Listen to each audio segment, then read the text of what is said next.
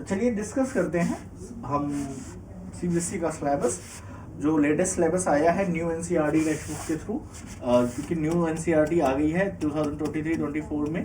Already CBSE ने clear कर दिया है। तो बोर्ड एग्जाम में हमें क्या पढ़ना है एग्जैक्टली सोशल साइंस में, ये पता होना चाहिए। कहीं ऐसा तो नहीं कि हम इतना पढ़ रहे हैं जो आ ही नहीं रहा है। कुछ चीज़ें केवल टर्म एग्जाम में आएंगी, कुछ केवल प्रोजेक्ट वर्क के लिए हैं। तो आपको बहुत ही क्रिस्टल क्लियरिटी होनी चाहिए that what is going to come in your exam and what is not coming in your exam. तो बिल्कुल परेशान नहीं होना है। चलिए स्टार्ट करते हैं और समझते हैं इसमें कि 2023-24 में क्या है। आपके पास अगर न्यू एनसीईआरटी की बुक है तो देन नो इशू, आपका पूरा इंडेक्स मैच करेगा। और अगर न्यू एनसीईआरटी की टेक्स्ट बुक नहीं है तो परेशान नहीं होना, अपनी ओल्ड एनसीईआरटी उठाइए और अपनी इंडेक्स को ओपन कर लीजिए। क्या कीजिए? इंडेक्स ओपन कर लीजिए। शुरुआत करते हैं इकोनॉमिक्स से। बात करते हैं इकोनॉमिक्स में कि इकोनॉमिक्स का क्या सिलेबस है। तो ध्यान से देखिए, बहुत है, टोटल 5 चैप्टर्स आपके में दिए होंगे।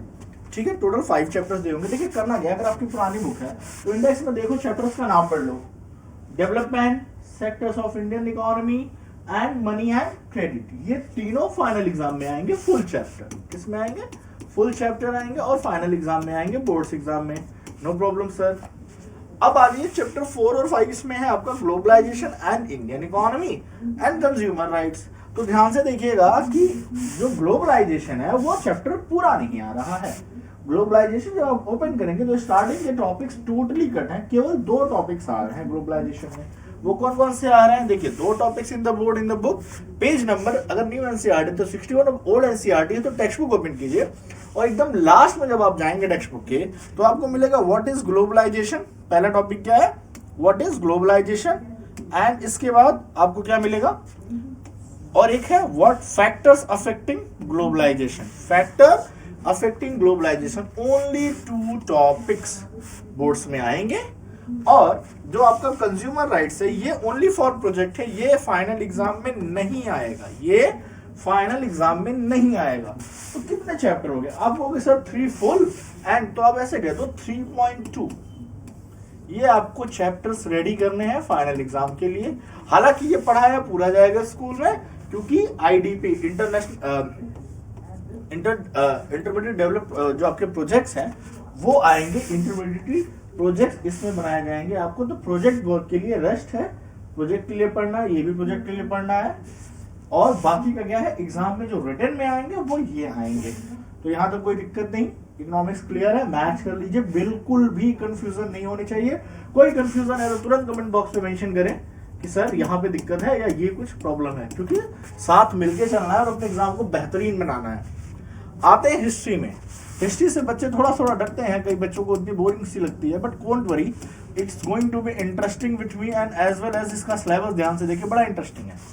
जैसे बात करें सेक्शन 1 में, the rise of nationalism in Europe and nationalism in India. Nationalism is always important. तो ये पूरा का पूरा चैप्टर फाइनल एग्जाम में आएगा। तो 2 चैप्टर हो गए, इसमें कोई डाउट नहीं होना चाहिए। फिर आप आ जाइए सेक्शन 2 में, और इसमें जो है 4th chapter the age of industrialisation पूरा। ठीक है, ये कैंसिल है। ये किस में आएगा? ये फाइनल एग्जाम में नहीं आएगा, ये आएगा पीरियोडिक टेस्ट में।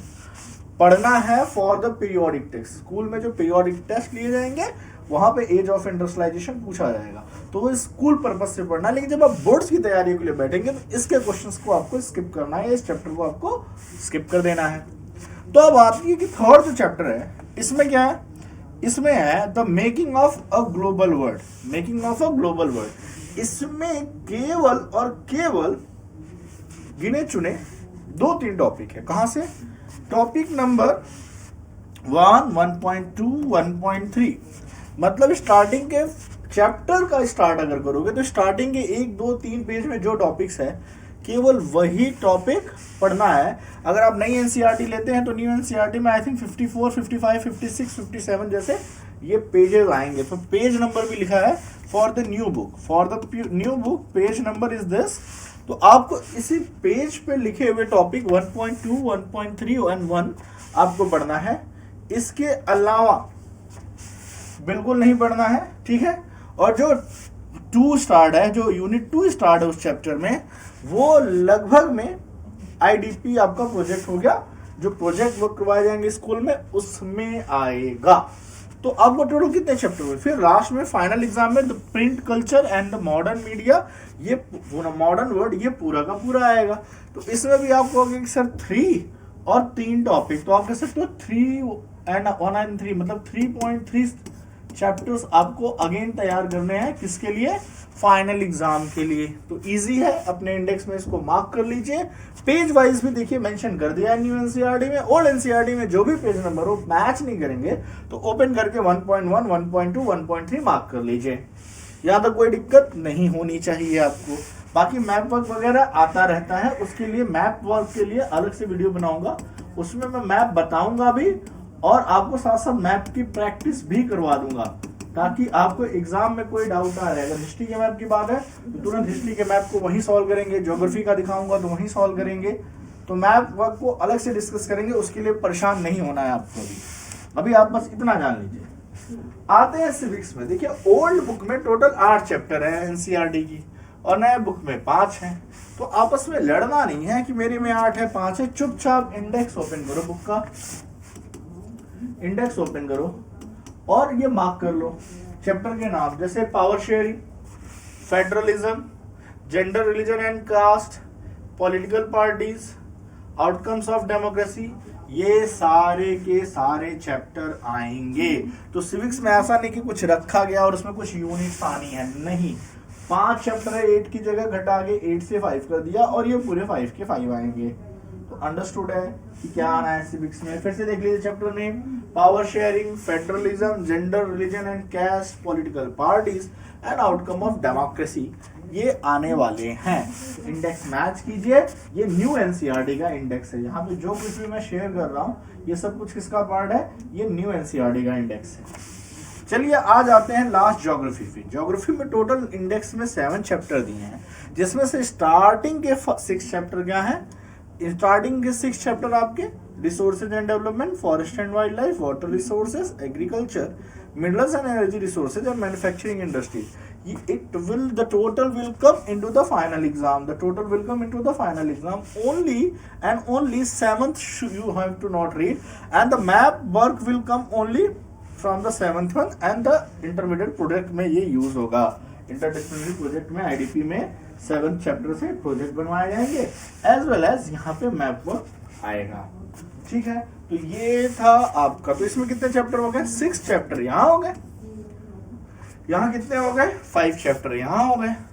3.2 स्टार्टिंग में दिखे थे इकोनॉमिक्स में, और हिस्ट्री में 3.3 दिखे थे, राइट। देखिए इकोनॉमिक्स में 3.2 और 3.3, तो टोटल कितने सब चैप्टर हो गए आपको। हो गए 6, 5, 11, 11, 3, 14, 14, 3, 17.5 चैप्टर आपके फाइनल एग्जाम में आएंगे। ठीक है, बोर्ड एग्जाम में, और लगभग में हर एक सब्जेक्ट से 20 मार्क ईच लिया जाएगा। तो आप समझ सकते हैं कि 80 मार्क के पेपर में आपको इस बार कोशिश शायद यही है कि लगभग में वेटेज बराबर रहे। तो अंडरस्टूड है कि जिस यूनिट में चैप्टर्स कम है, जैसे ज्योग्राफी में यूनिट ज्यादा है तो यहाँ पे नंबर का डिस्ट्रीब्यूशन उसी तरह से होगा वेटेज। और वहीं पे अगर आप बात करें, और देखिए क्योंकि अगर आप एनसीईआरटी पढ़ रहे हैं तो हो सकता है कि एग्रीकल्चर में से पुरानी एनसीईआरटी और नए एनसीईआरटी में कुछ पोर्शन हटाया गया है, if some portion has been removed, तो आपको कुछ नहीं करना। अंडरस्टूड है कि जो न्यू एनसीईआरटी में ऑलरेडी बाइफर्केट करके दिया है वही सेम एग्जाम में पूछा जाएगा। तो आप एक बार अपने दोस्त की बुक से मैच कर लें या एनसीईआरटी का डाउनलोड कर लें पीडीएफ, और डाउनलोड करके न्यू जो लेटेस्ट एडिशन है उस लेटेस्ट एडिशन को आप पढ़ लें।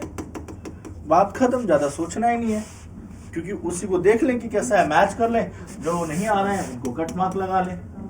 अब जो ऑलरेडी यूनिट एग्जाम में पूछे जाएंगे, जो नहीं पूछे जाएंगे, वो आपको स्कूल टीचर से भी काफ़ी हेल्प मिल जाएगी कि आपकी स्कूल टीचर आपको बता देगी कि ये हम यूनिट एग्जाम में पूछने वाले हैं, स्कूल के एग्जाम में पूछने वाले हैं। और रही बात अब, तो आपको पता है कि आपकी इकोनॉमिक्स की सीरीज मैंने स्टार्ट कर दी है। इकोनॉमिक्स का फर्स्ट चैप्टर आपका ऑलरेडी कंप्लीट होने वाला है। इस तरह से आप सीबीएसई टी पॉइंट के साथ जुड़े रहिए। वीडियो अच्छा लगा हो तो लाइक, चैनल को सब्सक्राइब करना आपका काम है। मेरा काम था आपको अच्छी इन्फॉर्मेशन देना ईमानदारी से, वो हम टीचर्स कर रहे हैं। आप अपना काम ईमानदारी से करें, एक बेहतर भविष्य की तरफ चलते हैं। आपकी तैयारी को और बेहतर बनाने के लिए मिलते रहिए हमसे सीबीएसई टी पॉइंट पे। मैं शिवम पांडे फिर से मिलूंगा। आज के लिए इतना ही, बाय एवरीवन।